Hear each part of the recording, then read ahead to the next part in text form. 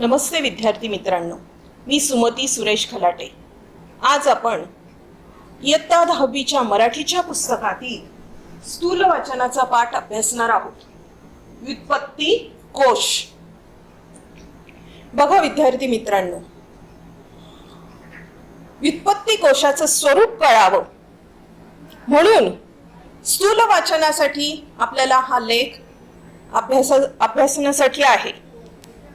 इयत्ता 8वी मध्ये आपण शब्दकोश पाहिला, इयत्ता 9वी मध्ये आपण विश्वकोश पाहिला आणि इयत्ता 10वी मध्ये आपण व्युत्पत्ती कोश पाहणार आहोत आणि पुढच्या वर्षी आपण चरित्रकोश अभ्यासणार आहोत।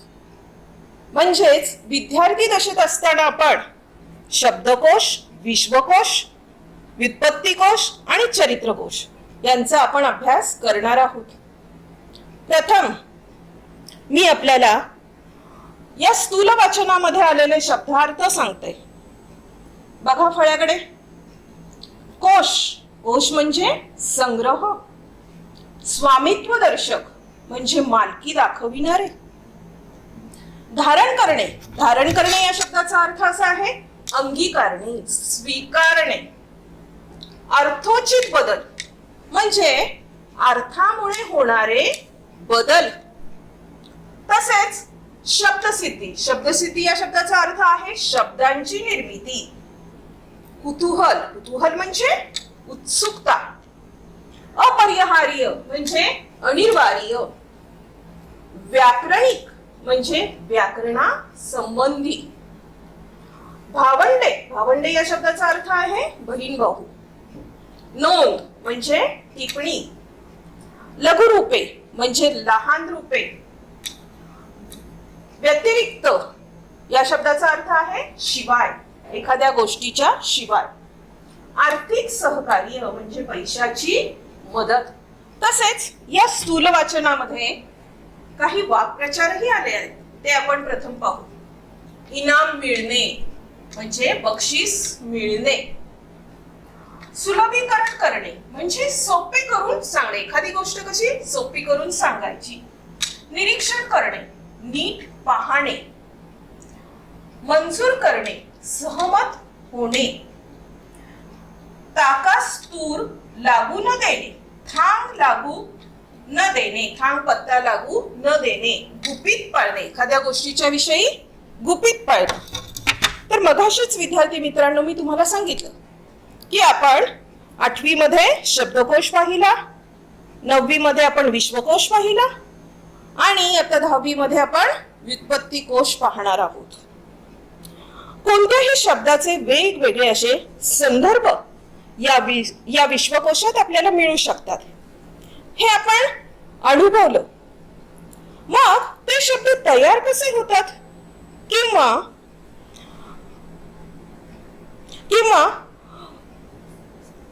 ते तयार होताना त्याची फोड कशी होती, ही जी उत्सुकता आहे ही आपल्या सर्वांच्या मनात असते। हीच उत्सुकता शब्दाची उत्पत्ती पाहणे आणि शब्द समृद्धीसाठी मोठी आनंदीदायी अशी ती प्रक्रिया आहे।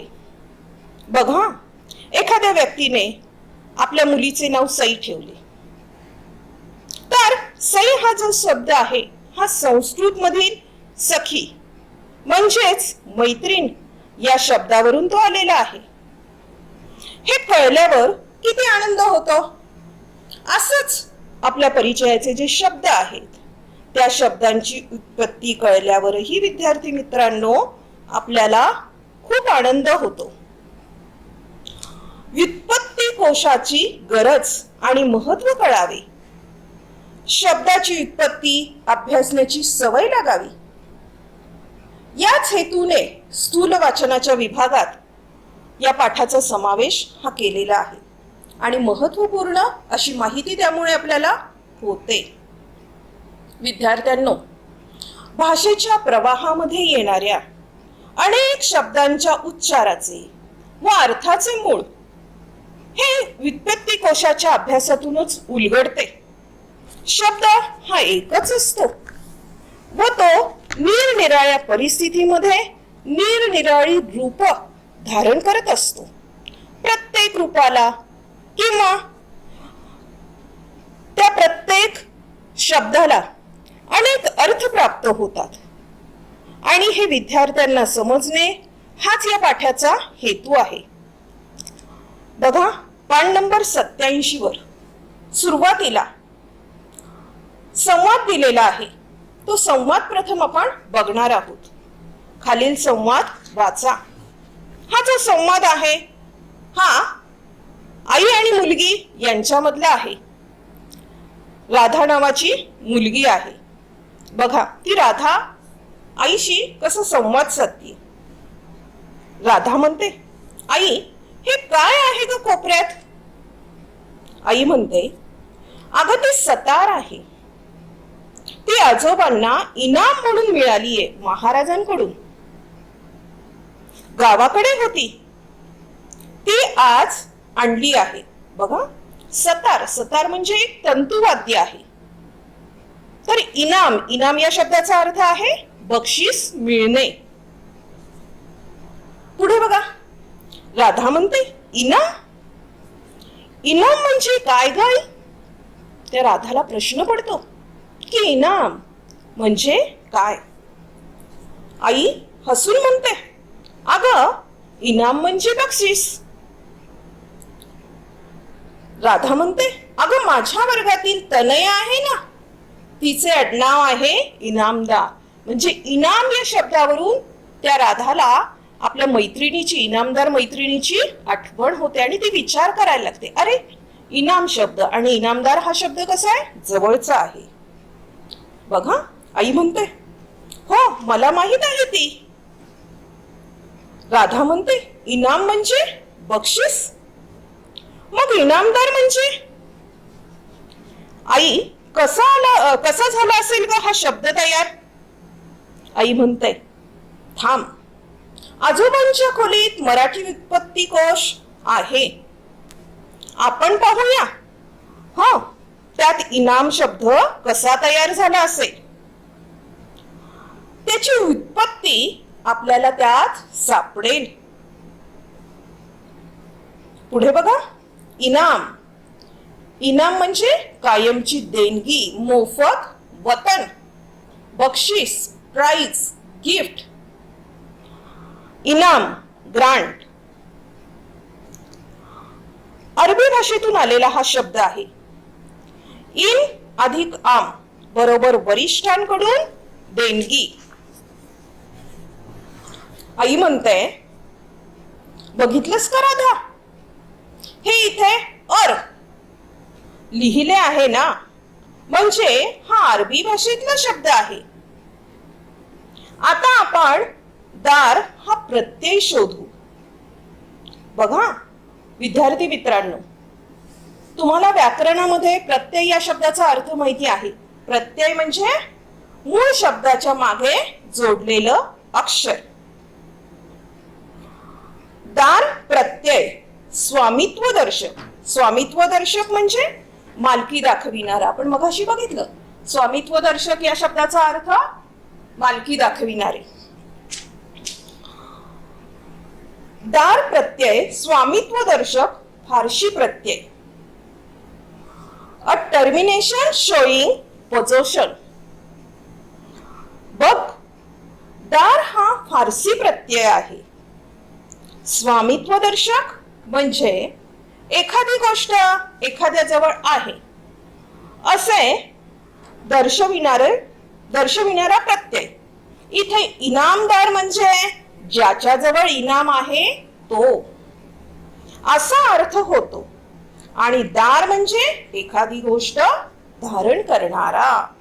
धारण करणे म्हणजे मगाशी आपण बघितलं की धारण करणे या शब्दाचा अर्थ स्वीकारणे, अंगीकारणे. धारण करणारा असा पण अर्थ घेता येईल. जबाबदार हा शब्द तुला माहित आहे ना, जो जबाबदारी धारण करतो किंवा घेतो. ज्याच्याकडे जबाबदारी असते तो जबाबदार. तसंच इनामदार, ज्याच्या जवळ इनाम आहे किंवा ज्याने इनाम धारण केलेले आहे, म्हणजेच ज्याला इनाम मिळालेले आहे असा माणूस. राधा काय म्हणते बघा, आई ही माहिती किती छान आहे. आता मी नेहमी असे शब्द शोधत जाईल. बघा, म्हणजे एका शब्दामुळं त्या राधाला अनेक शब्दांची पण आपण माहिती घ्यावी असं वाटतंय. आणि शब्द माहिती झाला की काय होतं आपल्याला? अर्थातच आनंद मिळतो. पुढे बघा, व्युत्पत्ती म्हणजे शब्दाच्या अर्थाचे किंवा शब्दाच्या मुळाचे ज्ञान. एखाद्या शब्दाच्या मुळाविषयी माहिती देणे म्हणजे व्युत्पत्ती सांगणे. अशा अनेक शब्दांच्या व्युत्पत्तीचा संग्रह म्हणजेच व्युत्पत्ती कोश. बघा विद्यार्थी मित्रांनो, परिवर्तन हा निसर्गाचा नियमच आहे. तसे भाषाही बदलते. कालानुक्रमे भाषेतही बदल होतात. हा जो बदल आहे हा समजावून घेण्यासाठी भाषेत अनेक कारणांनी बदल हे होत असतात आणि त्यासाठी हा बदल समजावून घेण्यासाठी आपल्याला कोशाची मदत घ्यावी लागते. व्युत्पत्ती कोशात या बदलांचे मूळ हे आपल्याला शोधता येते. उदाहरणार्थ, भाषेमध्ये इतिहासाच्या दृष्टीने जे फरक होतात ते भिन्न भिन्न काळातील भाषा बोलणाऱ्यांच्या शब्दांच्या उच्चाराचे व समाजामध्ये वापरत असलेल्या शब्दांच्या होणाऱ्या अर्थोचित बदलांचे ते परिणाम आहे. अर्थोचित बदल म्हणजे अर्थामुळे होणारे बदल हे त्या उत्पत्ती कोशामध्ये असतात. उत्पत्ती कोश या बदलांचे स्वरूप स्पष्ट करतो. उदाहरणार्थ बघायचं झालं तर मराठीतील आग हा शब्द संस्कृत मधील अग्नीपासून आला आहे हे आपल्याला केवळ व्युत्पत्ती कोशामुळे कळते. भाषेत बदल होण्यामागे बऱ्याचदा सुलभीकरण म्हणजेच सोपे करण्याची पद्धत असते.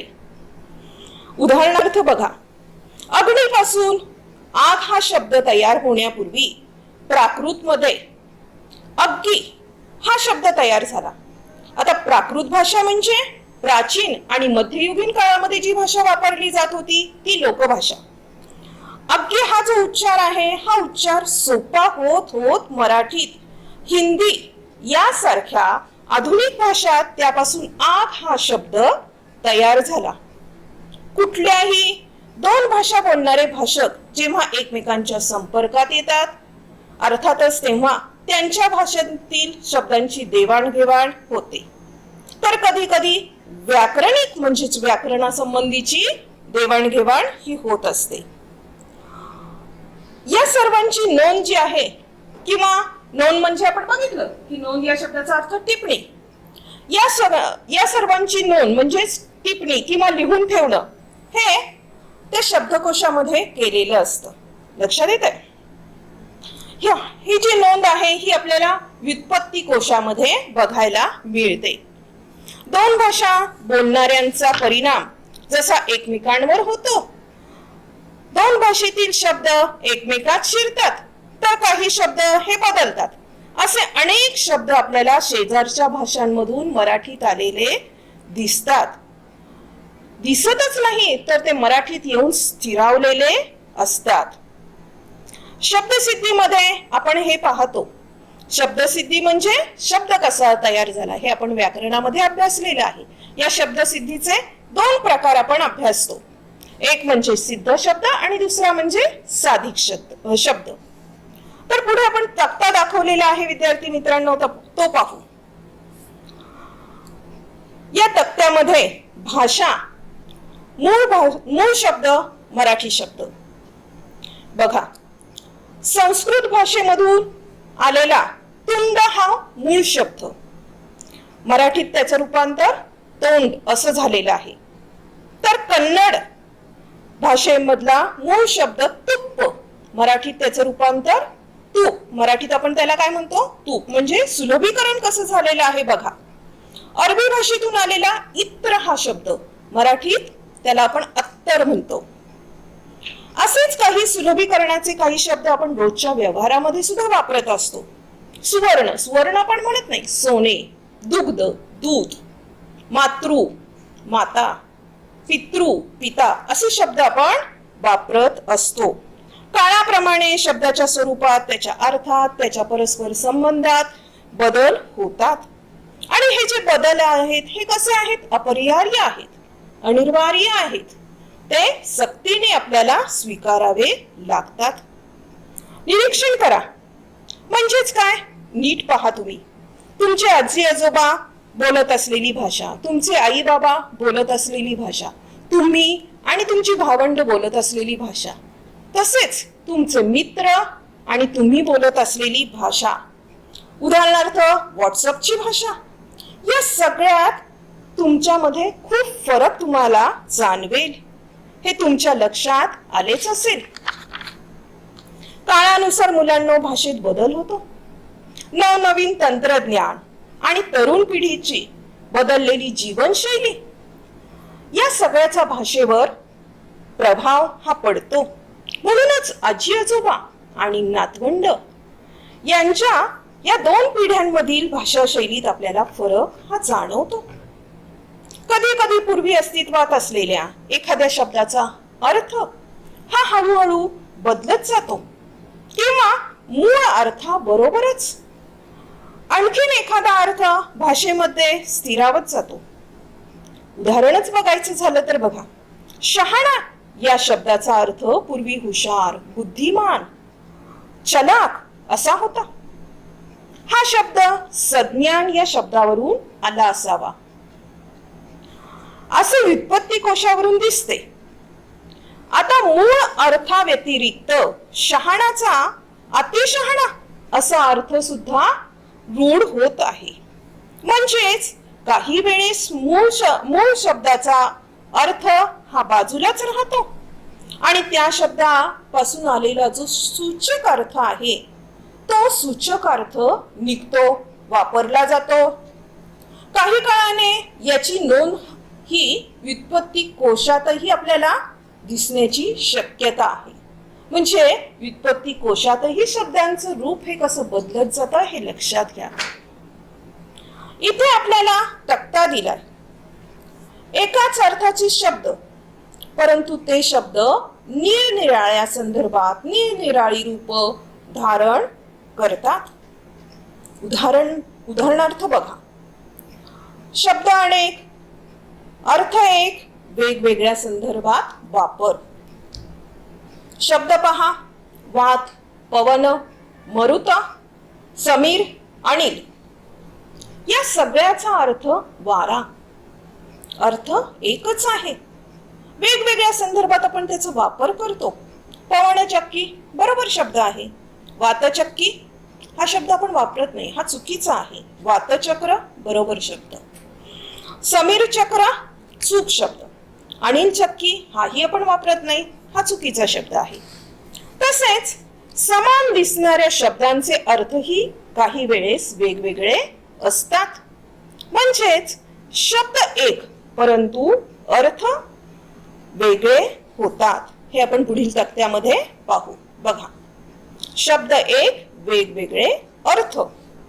शब्द आहे पाठ. बघा विद्यार्थी मित्रांनो, आपण कसे वेगवेगळ्या अर्थाने ते वापरतो. माझी पाठ दुखत आहे, म्हणजे इथे पाठ हा शरीराचा अवयव आहे. तर काही वेळेस पाठ हा शब्द हा पाठ अवघड आहे, म्हणजेच पाठ हा पुस्तकातील धडा या अर्थाने आपण तो वापरतो. या व्यतिरिक्त आपण आणखीन काही उदाहरण पाहू. कर. कर हा जो शब्द आहे हा सारा, टॅक्स या अर्थाने वापरतात. सारा म्हणजे शेतसारा, टॅक्स. त्याचप्रमाणे कर हा शब्द हात या अर्थाने वापरतात. हात हा आपल्या शरीराचा अवयव आहे. तसंच पान हा शब्द घ्या. झाडाचे पान, पर्ण या अर्थाने तो आपण वापरत असतो. तर काही वेळेस पान म्हणजे पुस्तकाचं पान, पृष्ठ. पुस्तकाचं पान म्हणजे पृष्ठ. पुढे पहा. व्युत्पत्ती कोश कसा पाहावा? आपल्याला एखाद्या शब्दाबद्दल कुतूहल निर्माण झालं, उत्सुकता निर्माण झाली तर आपण काय करतो? व्युत्पत्ती कोश पाहतो. काही व्याकरणिक व तांत्रिक शब्द लघुरूपात कसे नोंदवतात? लघुरूप म्हणजे लहान रूप, शॉर्टकट इंग्रजीमध्ये. बघा, लघुरूपामध्ये कसे नोंदवतात हे त्या ठिकाणी आपल्याला पाहायचे आहे. त्याची माहिती या व्युत्पत्ती कोशामध्ये दिली जाते. नोंदीतून आपल्याला त्या शब्दाचा इतिहास समजतो, इतिहास त्या ठिकाणी कळतो. उदाहरणार्थ, दिवाळी हा शब्द आहे. हा दिवाळी शब्द कुठून आला असेल? त्याचा वेगळा अर्थ काही आहे का? हे जाणून घेणे ही आनंददायी अशी प्रक्रिया आहे. त्यासाठी आपण पुढील तक्ता बघू. दिवाळी हा स्त्रीलिंगी शब्द आहे. त्याचा अर्थ होतो दिव्याची रांग, दिव्यासंबंधी एक सण.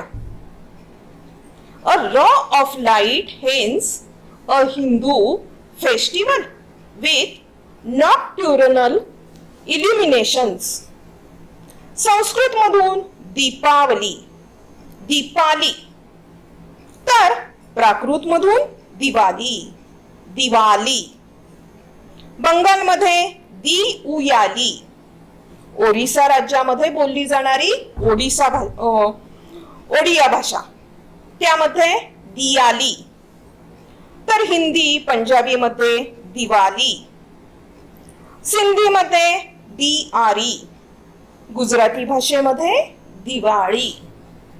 दिवाळी हा शब्द आपण पाहिला. मूळ संस्कृत शब्द दीपावली पासून तो आला. संस्कृत शब्द दीपावलीचा ली हा ह्रस्व असला तरी मराठीत तो दीर्घ लिहितात.